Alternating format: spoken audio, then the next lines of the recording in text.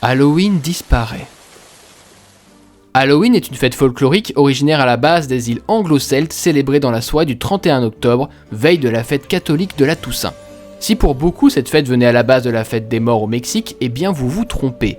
Elle serait l'héritage de la fête religieuse de Samhain qui était célébrée au début de l'automne par les Celtes. Avec le temps, comme pour la plupart des fêtes croyantes, elle est devenue un événement de festivité, d'amusement et marketing.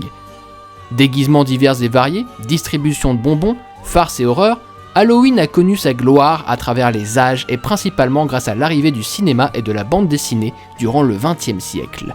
De nos jours, à part dans certains pays qui se tiennent à la tradition, cette fête se célèbre moins. Elle est passée petit à petit d'une ambiance presque carnavalesque des soirées films en petit comité, des soirées de beuveries déguisées, à une simple date sur votre calendrier vous rappelant votre enfance où vous étiez insouciant et naïvement heureux. Pourtant, il y a bien une licence qui a maintenu la réputation de cette fête à partir de 1978.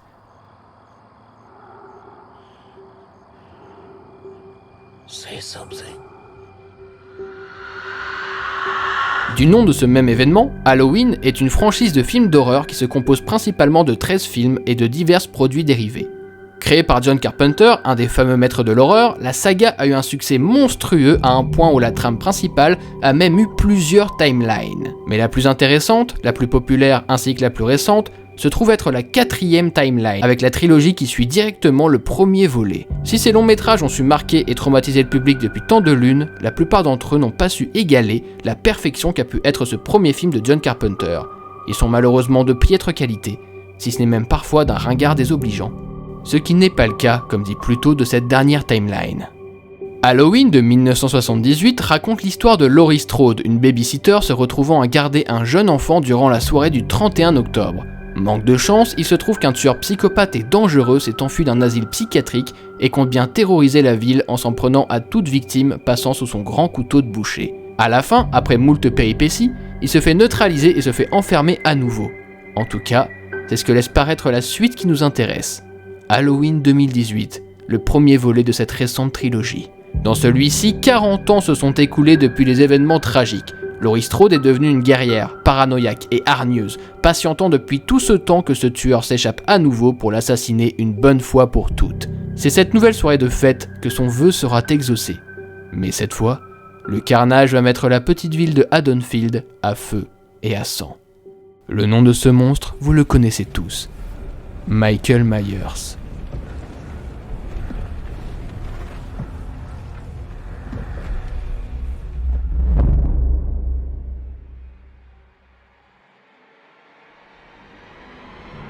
Nommé par bien des noms, l'ombre, la silhouette, le fantôme, le croque-mitaine en personne, Michael Myers a été éduqué, analysé et évoqué déjà des milliers de fois sur internet. Né dans une famille moyenne, il a commis son premier meurtre, celui de sa sœur à l'âge de 6 ans. Il est l'un des premiers antagonistes de la pop culture à avoir commis des crimes si graves à un âge si jeune. La suite, nous en avons déjà parlé. Bientôt 50 ans de terreur. Michael Myers fascine et effraie toujours le grand public. Avec lui, chaque angle mort et recoin sombre devient une véritable menace. Il est silencieux, discret, d'une force astronomique et ne fait preuve d'aucune pitié envers ses proies. Il commet ses meurtres à tour de bras, d'une violence inouïe, répandant la terreur absolue autour de lui. Mais comment a-t-il pu s'attribuer autant de succès ? Premièrement, il est le visage de cette licence populaire qui a démocratisé l'univers des slashers.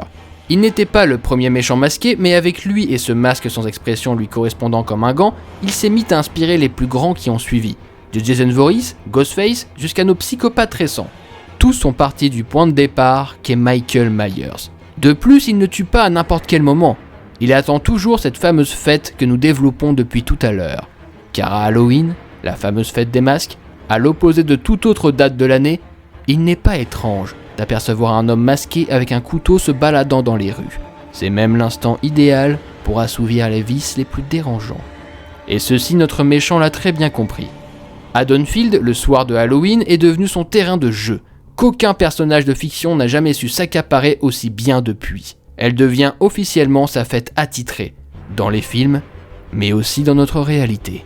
Mais est-ce seulement grâce à ces facteurs que Michael Myers est devenu aussi indétrônable ? Bien sûr que non, car notre boogeyman est bien plus qu'un simple malade mental.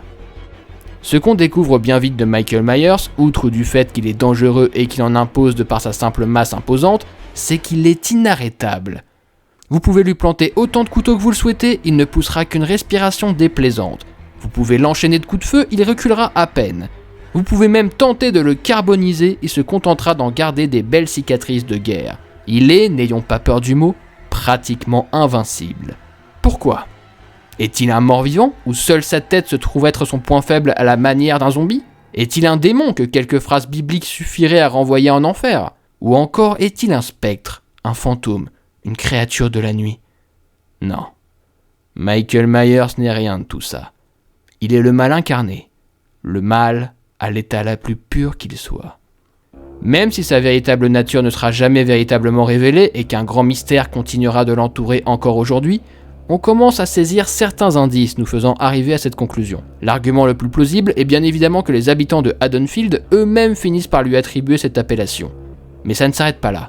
Durant chaque film, peu importe la timeline, il y a un mystère qui est maintenu et rarement démythifié. Son visage n'est jamais complètement révélé. Il n'est que supposé. À part sa tête d'enfant, chaque volet de la saga prend un malin plaisir à nous laisser dans l'ombre vis-à-vis de son identité physique. Mais ce n'est pas par taquinerie. C'est tout simplement parce que nous ne pouvons pas concevoir le mal lui-même ni l'imaginer avec notre propre regard. Le mal, le véritable mal, n'est pas perceptible. Voilà pourquoi Michael Myers ne l'est pas non plus. Plusieurs fois on évoque ses yeux apparemment sans vie, ses yeux qui figeraient toute personne les observant un peu trop longtemps. Il ne parle jamais, ne dit jamais rien, et semble n'avoir jamais rien laissé sortir à part quelques expirations et plaintes. Il n'a aucune émotion. Ni rage, ni joie, ni tristesse. Sa main n'est dirigée que par sa volonté à semer le chaos et le désespoir. À l'image de son masque sans vie, son visage est-il plus important que ce qu'il représente déjà à l'heure actuelle ? Qu'est-ce que ça peut bien nous apporter de découvrir sa vraie facette ? Michael Myers n'a rien à voir avec un vilain brisé au passé traumatique, il n'a même techniquement aucune raison d'être ce qu'il est. Voilà pourquoi il est le mal originel. À la différence de d'autres slashers renommés, il n'a rien d'un être vivant. Même Jason Voorhees, de par son enfance, son visage décomposé et son attachement vis-à-vis de sa défunte mère, est plus identifiable. Michael Myers n'a rien d'humain, et ce depuis son tout premier crime, où il s'est éteint pour laisser place au croque-mitaine. Des antagonistes qui agissent par pur plaisir, par pure envie de destruction et malveillance, ça s'est également popularisé grâce à notre ombre masquée. Mais si seulement c'était tout ce qu'il symbolisait. En revenant sur le film original, ainsi que cette trilogie qui a suivi, on y découvre donc un Michael Myers au sommet du redoutable. Dans ses derniers volets, il assassine à lui tout seul presque une cinquantaine de personnes en une seule et même soirée. Haddonfield, déjà marqué par les événements de 1978, est sur le pas de guerre en apprenant l'évasion du pire cauchemar de cette ville. Les habitants deviennent fous de rage, ils guettent dans les rues, se mettent à la chasse, ils sont armés, effrayés et foutrement nombreux. Michael Myers n'étant pas le seul évadé, d'autres résidents de l'asile innocents vagabondent dans les rues, mais personne ne connaît vraiment le visage de l'homme qu'ils pourchassent. Alors ils se mettent à poursuivre un innocent, prêts à le massacrer, l'imaginant être le coupable. Celui-ci préfère même mettre fin à ses jours, horrifié devant la folie dont fait preuve le peuple de Haddonfield. Certains deviennent même des admirateurs de Myers, ils agissent comme une secte, à vouloir devenir le mal incarné jusqu'à ce que notre meurtrier se débarrasse violemment d'eux. Même les plus innocents de ces quartiers deviennent des battants prêts à en découdre avec le boogeyman. Sans parler de Laurie Strode, devenue une ermite que la rancœur et la rage envers son ennemi toujours fait vivre.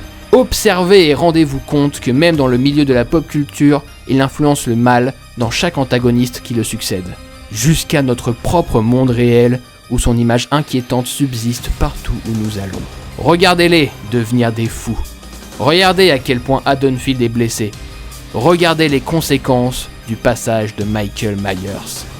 Il n'est pas seulement le mal incarné, il le répand également partout où il va, à travers ses victimes et dans les cœurs de ses survivants. Le mal est un virus et Michael Myers n'est que le patient zéro. On ne peut pas arrêter le mal.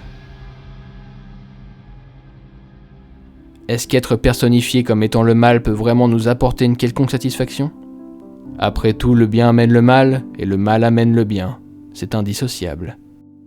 Pourquoi je le fais, moi ?